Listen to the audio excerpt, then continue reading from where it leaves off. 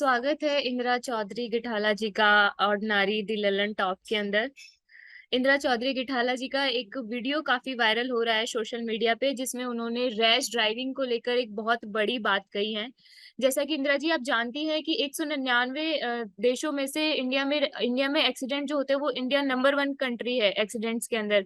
उसी पे आपने ये बात कही है। आपके वीडियो को आईएएस ऑफिसर, आईपीएस ऑफिसर, बड़े बड़े पत्रकार, जो न्यूज चैनल्स है, वो काफी लोग शेयर कर रहे हैं। तो मैं जानना चाहती हूँ कि इस वीडियो में आपने जो बात कही है रैश ड्राइविंग को लेकर, कि बेटा जाता है तो उसकी पीठ दिखती है और फिर पता नहीं चलता है कब आएगा कब नहीं आएगा, और बाइक वाले जो होते हैं अपने आप को डैशिंग समझते हैं, उनकी कान मरोड़ने की आपने जो बात कही है, तो आपके जहन में ये बात कहाँ से आई? आपने ये कैसे कही ये बात?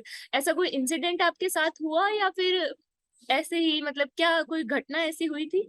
देखिए, ये तो ऑब्जर्व करने की जरूरत है। घटनाएं हम सब देखते हैं। जी जी। इस जमाने में शायद ही कोई व्यक्ति हो जिसकी दूर की रिश्तेदारी में, पास की रिश्तेदारी में, मोहल्ले में कोई एक्सीडेंट ना हुआ हो, कोई एक्सीडेंटल डेथ ना हुई हो। जी हम जी। सब देखते हैं। तो क्या इसकी वजह है, क्यों तेज चलाते हैं, ये सब जब चीजें देखते हैं और जैसे कहीं शोक बैठक में जाते हैं, पुरुष क्या करते हैं, बाहर बैठ जाते हैं जी पुरुषों में। जी। जी लेकिन मैं अक्सर जब जाती हूँ, अंदर जाती हूँ, तो वहां जो महिलाओं की हालत है, जो माँ की हालत है या उसकी वाइफ की जो हालत है, जी। वो देखी नहीं जाती। 3 दिन तक, 4 दिन तक वो सब चीजें याद आती रहती है।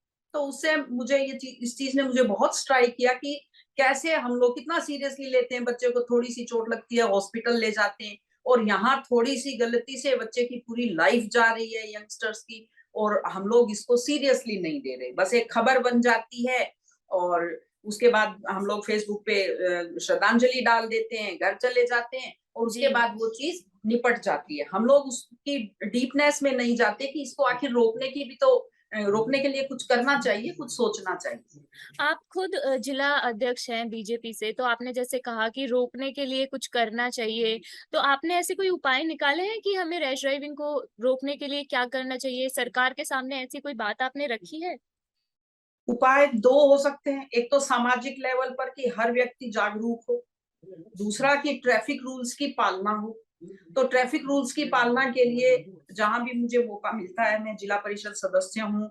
एक दिशा कमेटी जिला लेवल पे होती है बड़ी, उसमें जी मैं मेंबर हूँ। तो उसमें बहुत बार मैंने ये विषय उठाया है कि ट्रैफिक रूल्स की पालना होनी चाहिए, और गवर्नमेंट के लेवल पे भी और हमारे लेवल पर। गवर्नमेंट जी। अकेली ये सब कर सकती हो ऐसा संभव नहीं है। हम जी, लोगों को अवेयर होना चाहिए। तो मैं जानना चाहती हूँ कि इंदिरा जी, आप अपने निजी जीवन में भी इतनी ही तेज तरार है जैसी उस वीडियो में दिख रही हैं?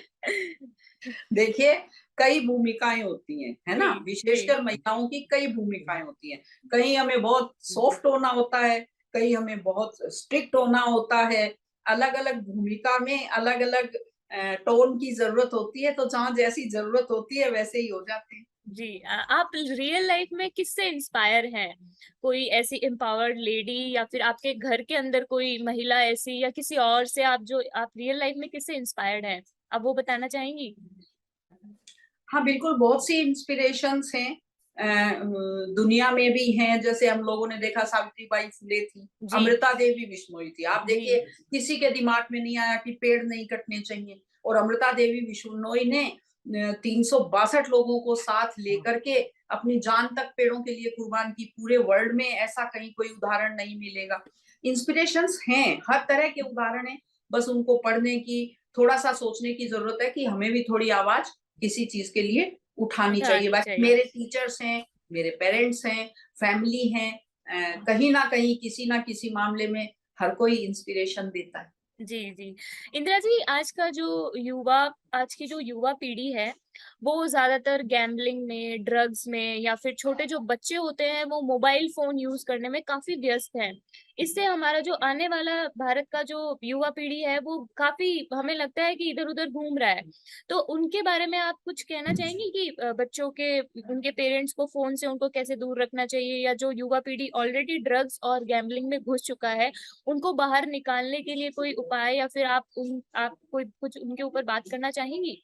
आजकल क्या है, पहले बच्चे होते थे ज्यादा जी घर में, 6, 7, 10 बच्चे, भाइयों के सब जॉइंट फैमिली होती थी। कोई धमका देता था, कोई प्यार करता था, अपने आप तरह तरह से बच्चे को टैकल करते थे। चीजें ज्यादा होती नहीं थी, भौतिकवाद नहीं था। अभी बच्चे होते हैं एक या दो, तो पेरेंट्स अपना सारा प्यार, अपना सारा पैसा, सब कुछ उन बच्चों पर लुटा देना चाहते हैं। तो उसमें फिर डिसिप्लिन की कहीं कमी रह जाती है। सब सोचते हैं कि बच्चे के मुंह से जो चीज निकली वो चीज उसको मिलनी चाहिए। तो बच्चों की आदत हो गई है कि हमें जो भी चाहिए, जो हमें पसंद है, वो हमें मिलना ही चाहिए। चाहे हम उसके लिए मेहनत करें या नहीं, हम उसके लिए डिजर्व करते हैं या नहीं करते हैं, लेकिन वो चीज हमें मिलनी चाहिए। जो 10 रुपए का काम भी नहीं कर रहा है, वो भी चाहता है मेरे पास एक महंगी बाइक होनी चाहिए, एक महंगा मोबाइल होना चाहिए, मैं जो चाहूं वैसा मैं कर सकता हूँ।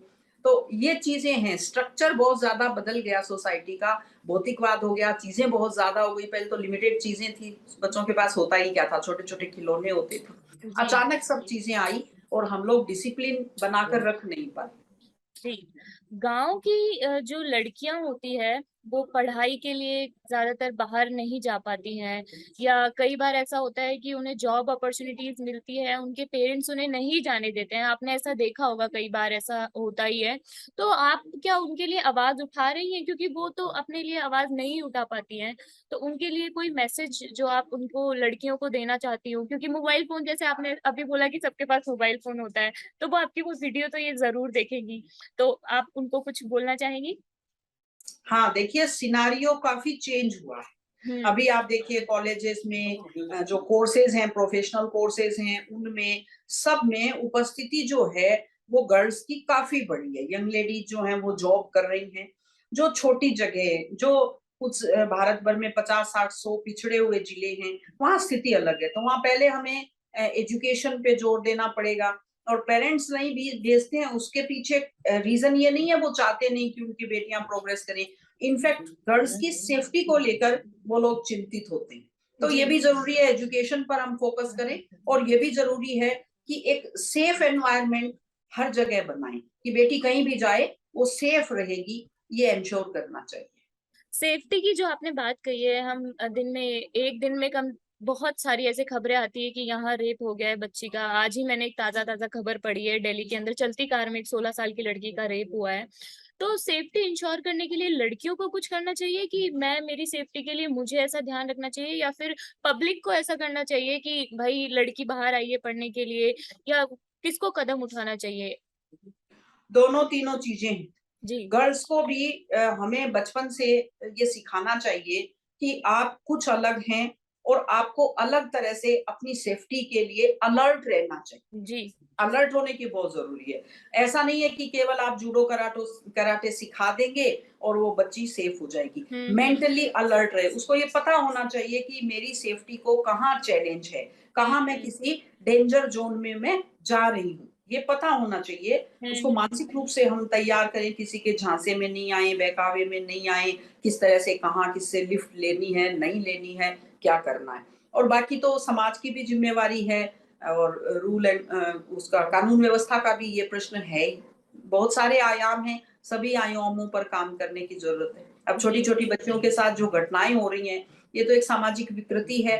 नेट पे जो इस तरह की चीज़ें परोसी जा रही हैं, और कहीं न कहीं हम सिर्फ़ लड़कियों को सिखाते रहने से क्या होगा? हम लड़कों को भी सिखाएँ कि उन्हें जहाँ कहीं भी जो विमेन हैं, उनका रिस्पेक्ट करना चाहिए, ये जी, चीज़ जी। सिखानी चाहिए। जी। रैश ड्राइविंग को आपने लेकर बहुत बड़ा मैसेज दिया था। तो एक मेरा सवाल ये भी था कि आपने सिर्फ रैश ड्राइविंग की बात करी। रोड एक्सीडेंट के लिए खराब लाइट भी ज़िम्मेदार होती है, खराब रोड भी ज़िम्मेदार होती है, हेलमेट ज़िम्मेदार होता है। क ड्रिंक जो करके लोग ड्राइव करते हैं, वो भी एक उनकी ज़िम्मेदारी ही होती है कि वो ऐसा ना करें। तो उन लोगों को क्या करना चाहिए? जैसे रैश ड्राइविंग में तो आपने वो मैसेज दे दिया, तो ऐसा ही कोई मैसेज ट्रैफिक रूल से रिलेटेड जो आप और लोगों को देना चाहती हो? देखिए, आपने कहा ना नशे में चलाना या जी। हेलमेट नहीं होना, ये तो रैश ड्राइविंग में ही आ जाती हैं सब जी, चीज़ें, जी, है जी। ना? खराब रोड्स हैं, मैं सोचती हूँ कि हमारे यहाँ विडंबना ये है कि अच्छी सड़कों पर ज़्यादा एक्सीडेंट हो रहे हैं, क्योंकि उस पे सब स्पीड पे चलाते हैं। जहाँ खराब सड़क होती है, सब अलर्ट रहते हैं, इसलिए एक्सीडेंट्स नहीं होते हैं। तो बाकी चीज़ों पे भी काम करने की ज़रूरत है। वो सरकार कर सकती है, लेकिन ये इंडिविजुअली हम कर सकते हैं कि ओवर स्पीड ना करें, लापरवाही ना करें। जी। हमारे व्यूअर्स के लिए कोई मैसेज ज़रूर दीजिए। आप काफ़ी लोगों ने आपकी वीडियो को इतना देखा है, तो इस वीडियो में भी कैसी कोई ऐसी बात जो आप उनको बताना चाहें?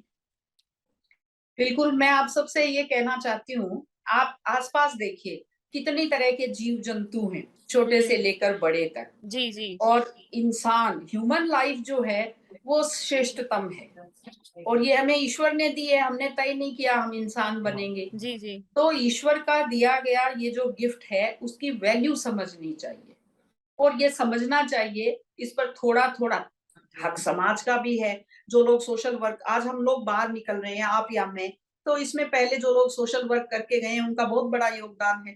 तो उसको भी हमें समझना चाहिए और इस लाइफ को अच्छी लाइफ किसे कहते हैं, ऐसा सुख प्राप्त करने की कोशिश करनी चाहिए, जिससे किसी दूसरे को दुःख ना पहुँचे। जी, जी। यानी आप भी सुखी और समाज भी सुखी, आपकी फैमिली भी सुखी, आपका पूरा वातावरण सुखी। वो जी, जी। असली सुख है। ऐसा सुख में बिलीव मत कीजिए, आप तो सुखी हैं और बाकी लोग उससे परेशान हो रहे हैं, बाकी लोग उससे दुखी हो रहे हैं। जी, ये मैं बहुत-बहुत अच्छा मैसेज दिया है आपने। ये मुझे भी मिला, साथ में और व्यूअर्स को भी मिला।